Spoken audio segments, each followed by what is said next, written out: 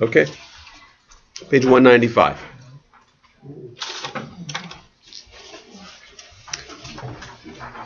And the question we've been examining is,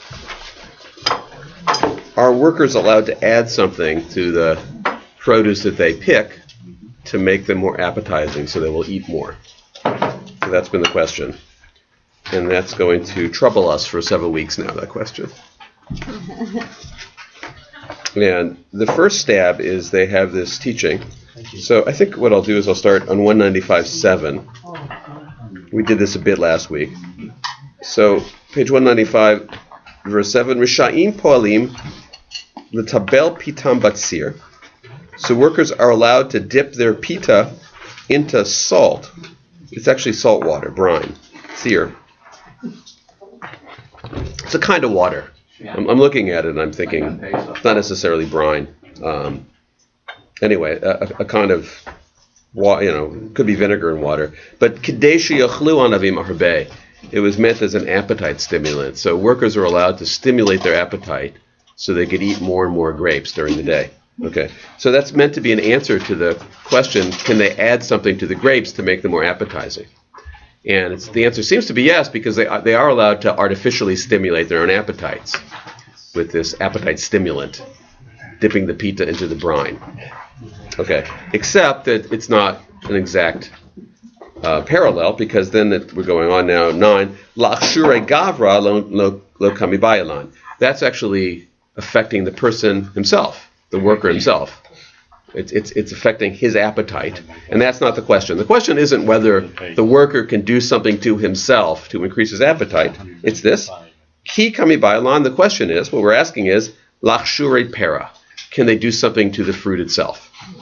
What should that be? Does everybody understand the distinction? Mm-hmm. Right, so in the first case, you're just stimulating your own appetite. But that wasn't the question. The question was, can you add something to the produce itself, to the fruit itself? Okay, so now I have another teaching, which more directly relates to that question. Tashma, so come in here. Po'alin ochlin anavim barashe umaniut shalahem. So first of all, first statement is, which is interesting, but not related to our question, but interesting anyway. The workers are allowed to eat the grapes in the first rows. So the grapes in the first rows were the best grapes.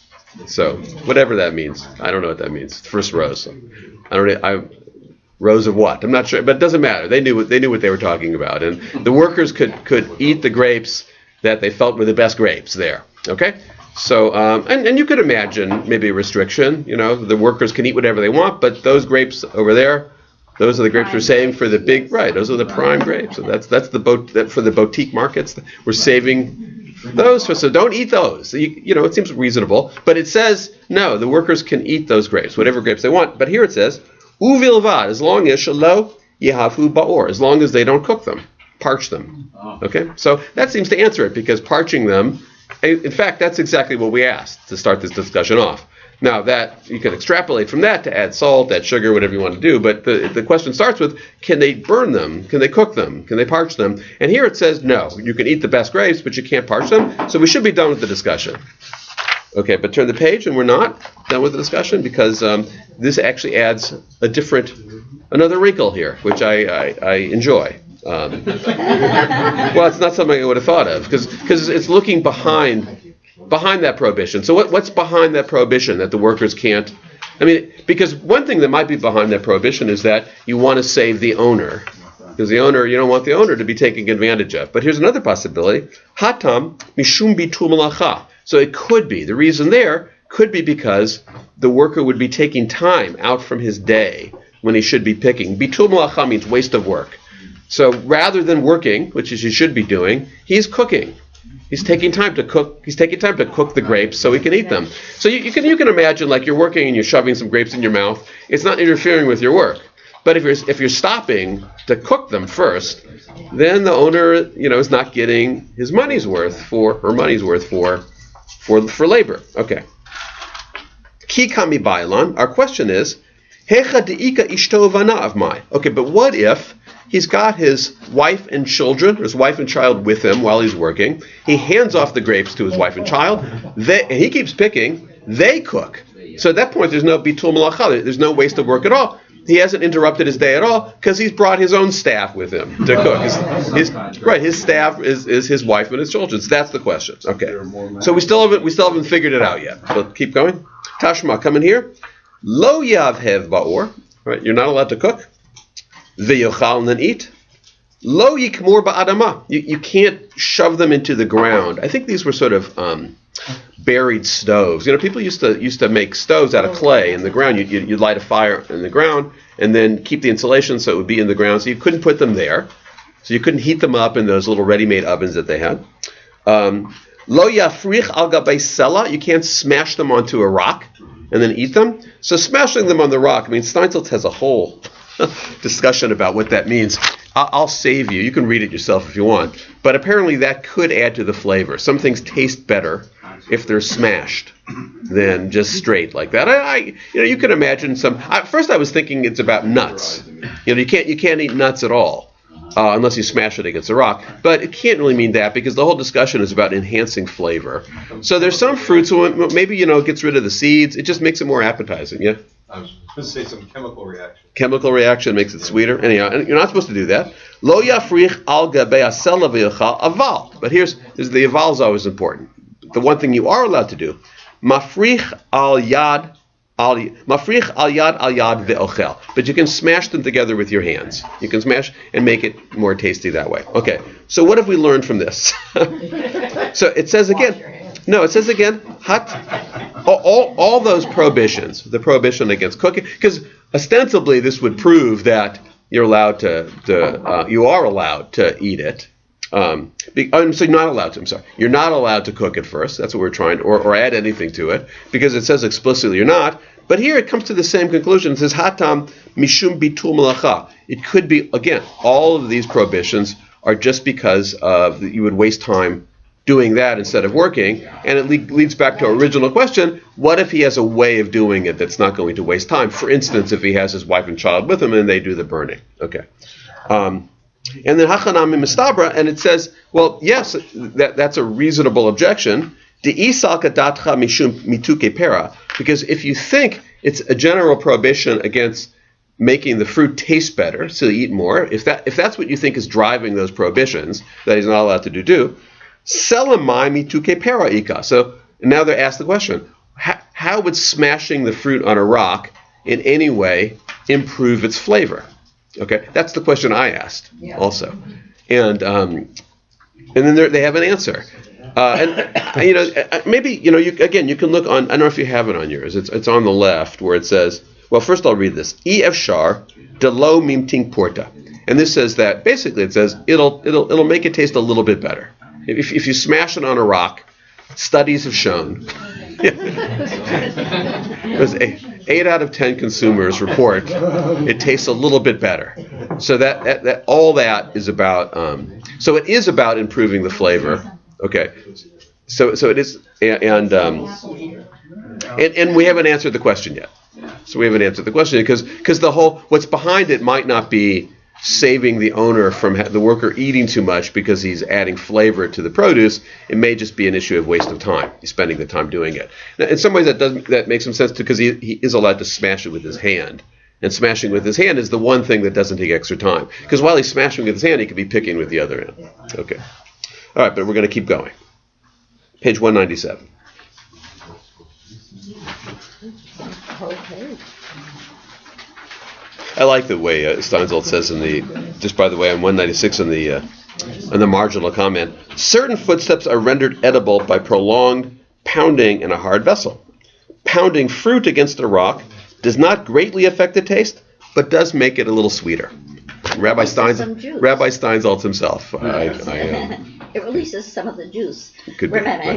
Grapes then may have had thicker skins than grapes today. Right. And so, yeah. Or if it's a fruit that we could spend lots of time with this, where in general you wouldn't eat the rind, but you can, and then smashing it would get rid of. I was thinking of a kiwi. I don't think kiwi's actually good. Did you know that you can eat the rind of a kiwi? Yeah. Good. I'm glad you know that. Because I was 50 years old before anybody told me that. My whole life I was eating them incorrectly. But you could smash it against a rock, and then you don't have the issue with the shell at all, the rind. Okay, 197. Tashma, come in here. Poalim shayu odrim b'te'enim. Okay, what's interesting about this is not at all relevant to our discussion, but as we go through this, you'll see that there is a separate verb.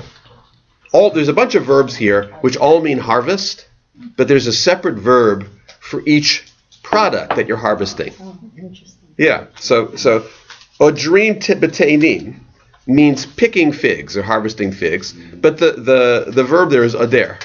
Okay, v'godrim b'tamarim. Okay, it also just means picking dates, but it's a different verb. Godrim, dates. In Hebrew, you've got a different verb for each thing that you're harvesting. I don't know if that's true in English. Is that true in English? Harvesting is harvesting, but basically it's a generic. Yeah. That's right. But Hebrew, they for whatever reason they came up with verbs for each product. Yeah, but Very if you were interesting. in an agricultural environment, Right. you wouldn't do that. It's like Eskimos having all those words for snow. Snow. Right.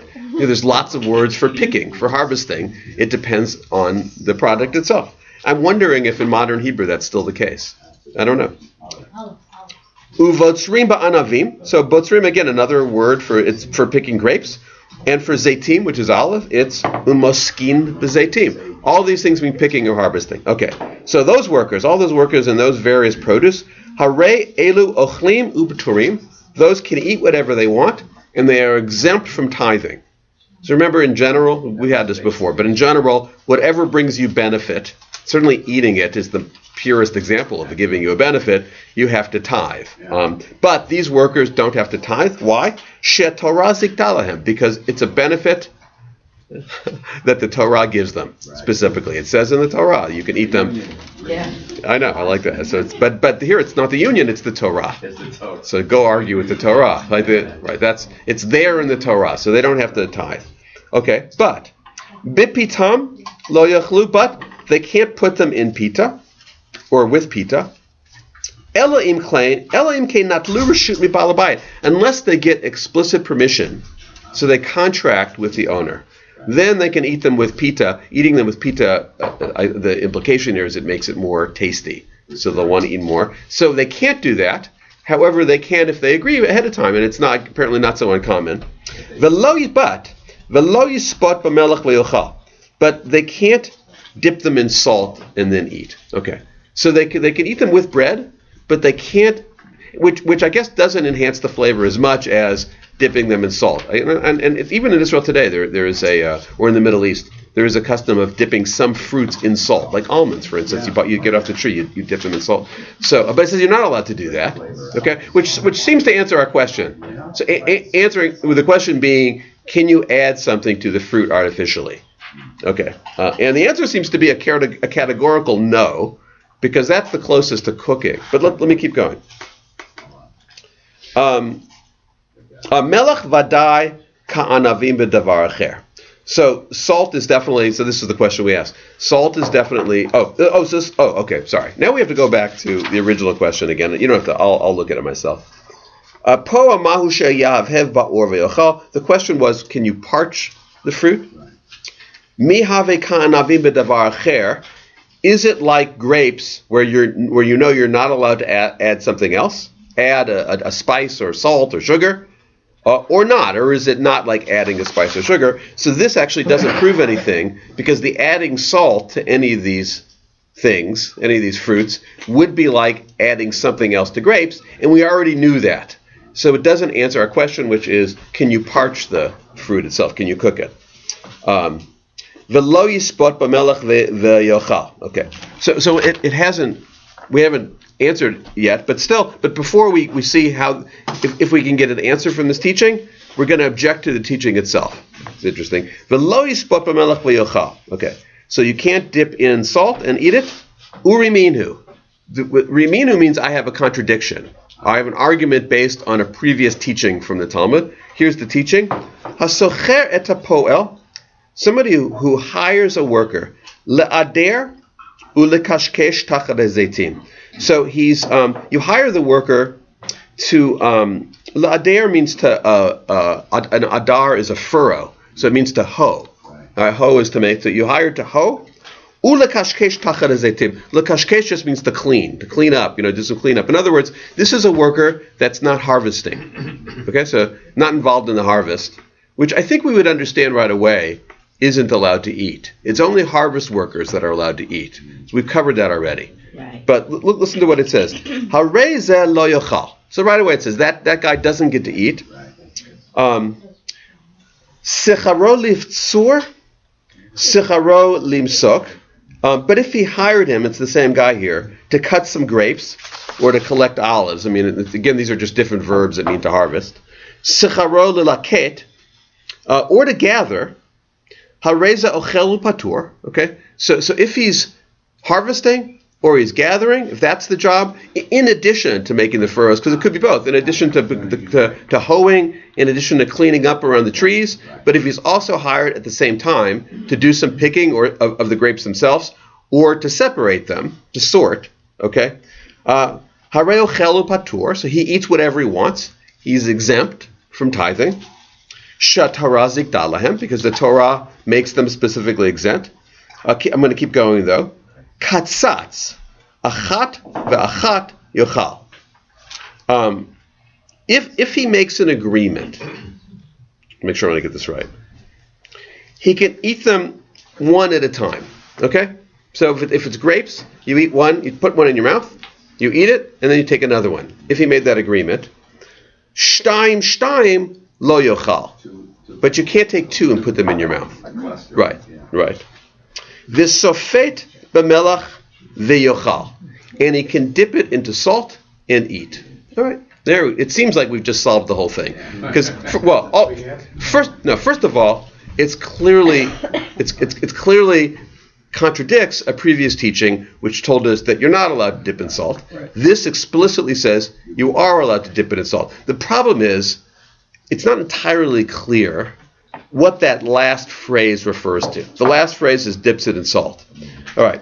Because what we have here is, the complication we have here is that the worker can make a separate, the Torah gives him the right to eat whatever he wants, right? And we have that, and not to tithe, not to pay any tax, okay? Then we complicate it by saying, all right, but he could make a deal with the owner that he's going to eat puts as many in his mouth as he wants. Okay. So the question is, I'm going to keep going. This phrase, he can dip in salt, does it refer to, in general, any worker, you're allowed to dip in salt, so you can eat as much as you want, or does it only refer to if you make the deal with the owner? Okay. Because you can make any deal you want with the owner, right? I mean, right. Now, contracts can't overcome the Torah. They're not allowed to do that. However, they can add to it, right? Because all the Torah says is that he can eat what he wants. There's some limitations, but he can eat what he wants, and he doesn't have to tithe. Okay. Now, within that parameters, you can make some separate agreements, and the separate agreements could be I can shove 5 or 6 in my mouth if I want to, or you can make a separate agreement that even though in general you're not allowed to burn it or to add salt, I'm still allowed to. Okay. All right, and that's so the first question the Talmud asks here is what does that last phrase refer to? Ahai. Ahai means what does that last phrase refer to? Ilema aseifa. All right. If we're saying it has to do with the latter part of the statement, the latter part of the statement, just to remind you, is about if he makes a separate agreement with the owner. Okay. Kevan dekakat dekatsatz kol echad debai lechol. Okay. Once you're talking about agreements, then of course you're allowed to agree to anything. The owner could agree to anything. The owner could agree you stay all day and all night, eat whatever you want. It's the owner's field. He can agree to whatever he wants to agree to. The owner can't agree to take away a right, but they can agree to add to that right. Okay. Ela lav aresha. So in other words, so it can't apply to that because it's obvious already. It's obvious already that you can make whatever agreement you want with the owner. Right. So that statement, you can't dip in salt, must apply to the first part. And the first part is about workers generally eating whatever they want. And so what it seems to teach us here is that they can't dip in salt, even though the previous teaching and our understanding up to now has been that they can. All right. So what they're doing here is finding different teachings, and they contradict each other, and they're trying to figure out what's the truth here, what's the law. Okay? Any questions? All right? It's like law school, that's why it's such. Have we dropped family cooking yet? No, we haven't. I mean, we're going to come back to it. Okay. Yeah, we're going to come back to it. Yeah. All right, but interesting wrinkle here. So from the point of view of the rabbis, and we've talked about this before, having a contradiction between teachings creates a problem because every rabbi is equally brilliant, and all of it directly comes from revelation. So there can't be contradictions. So it's important to resolve the contradictions as much as possible. And what happens in the Talmud is the last resort is, okay, there was just a disagreement, a difference of opinion. Sometimes you come to that, but before you come to that, you want to make sure that there is in fact a difference of opinion, and it may be that we're not reading it carefully enough, or that the two seemingly contradictory statements, in fact, refer to two different contexts. And here, what's interesting to me is it's like, a jazz musician coming back to a theme, or in classical music, you return to the theme. They come back to another way of distinguishing different teachings, which is this. Ella Amar Bai says, Lo kasha, in fact, it's not a contradiction. Kan ba'aretz. So one teaching takes place in the land of Israel. Kan b'chutz ha'aretz. And one takes place outside of the land of Israel. So it could be, and who knows which, we'll come to it. It could be that in Israel you're allowed to dip in salt, and outside of Israel you're not. Or it could be, we'll see. But that's how they're going to explain these seemingly contradictory teachings. And what it would imply to us is that there's different rules. Workers living inside of Israel are subject to one set of rules. Workers employed by Jews living outside of Israel are subject to a whole different set of rules. Yeah. Now, that's not so unusual because tithing, remember, doesn't exist outside of Israel. That's the point. We had that all last week, 2 weeks ago. Challah, which is when you're baking and you take a piece of bread and you burn it up, that happens to exist inside of Israel and outside of Israel. But if you remember, it's only because of a rabbinic enactment. The rabbis decided to apply it to outside of Israel. It could be that in Israel you are allowed to dip and outside of Israel you're not, or vice versa. Okay, let's keep going. And actually they're explicit here, page 199. Ba'aretz kav'a svita, b'chutza la'aretz lo kav'a svita. Okay, so this is so in Israel, if you dipped in salt, this is the suggestion, then suddenly it becomes liable for tithing. So it becomes in our what we'd say is it becomes taxable. There's a taxed liability as soon as you add salt to it. And that's interesting. It changes the status of the fruit. Now it's something that you can be taxed on. Whereas b'chutza la'aretz lo kav'a svita, but outside of Israel, adding salt to it doesn't make it liable for tithing for an obvious reason. What's the obvious reason? There's no tithing outside of Israel too. Okay, so therefore outside of Israel you can add salt to it, because it doesn't change your obligation for tithing because there is no obligation for tithing. Now there's something absurd about that too. Yes. For altogether arbitrary reasons, you're giving workers outside of Israel a greater benefit than workers inside of Israel. Okay? But there's also a kind of logic to it, because if the whole thing is about tithing, when does fruit become liable for tithing, then it does make some sense. Okay. But the salt come from? That wasn't such a readily available item. You just think of it. Why wouldn't it be readily available? I don't think it was so easy to come by. It's useful. Yeah, there's salt all over the Talmud. They're eating salt a lot. Bread and salt is a very common expression. So somehow it became I don't know. Yeah, it was an everyday product, just like bread. It was an everyday product too, unless it doesn't mean salt. But I think it does. Yeah, because it represents tears and salty. So their definition of salt was the same as ours. Now where it came from, I don't know. Actually, I don't know the process by which you make salt. I think it is because it changes the product. Yeah. You take pickles versus. Yeah, exactly. Right. So it would apply to any spice. I think that's pretty clear. It would apply to sugar. It would apply to, yeah. My sense is the fact that they're not mentioning sugar here means that salt was more readily available because, because sugar would be a lot tastier. Right, people get addicted to sugar before they get addicted to salt.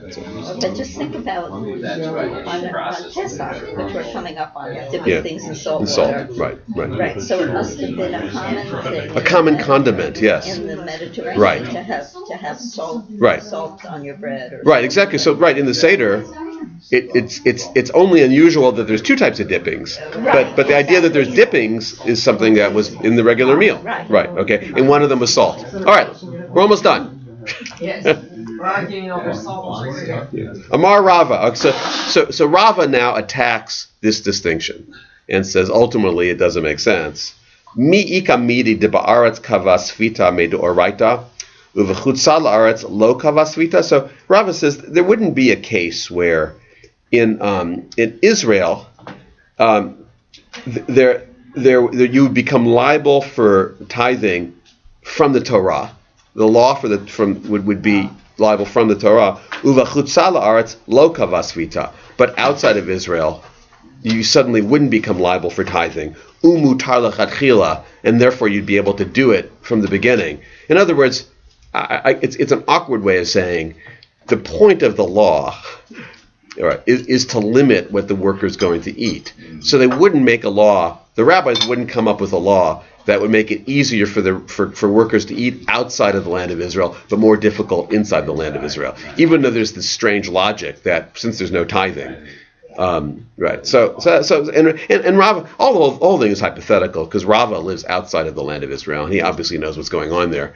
And but he says the logic doesn't hold. Because the rabbis wouldn't make a ruling which would privilege one set of workers over another. Okay, a little bit more. Elamar Rava.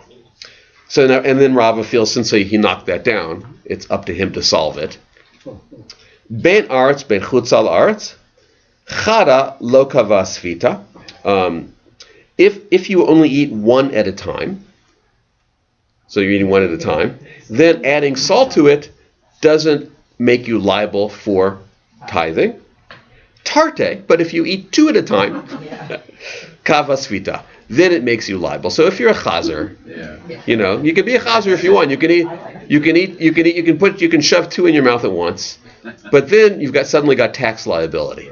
Okay, and that's the distinction. So one where you are allowed to add salt. I mean, I'll keep going. And tarte kavasvita, katsatz, and he says, but if you make an agreement with the owner, ben svat, lo svat, okay. So uven svat, whether you're adding salt or not adding salt, achat ochel, you can eat one at a time. Shtaim lo yochel. So if you make an agreement with the owner, you can whether the deal is you can dip in salt or not. If you make this agreement, you can eat one at a time. But shtaim lo yochel, but two by two, you just aren't allowed to eat. That's, in other words, if you make that agreement with the owner. Now, lo katzatz, if you haven't made an agreement with the owner, velo safat, and you don't dip, ochel shtaim. In that case, you are allowed to eat two at a time. So he gives us three possibilities. I mean, one is that taking two at a time and adding salt is going to add to your liability. You can make an agreement with the owner that I can eat two at a time, but in which case I can't dip it in salt. Or I can make an agreement that I can add salt whenever I want, but if I do that, I can't eat two at a time. So those are the possibilities, and those are different different agreements you can make. And in the end, I'm going to stop here. He goes back to the previous teaching and shows then how he resolves the contradiction. But we'll have to wait till next week for that.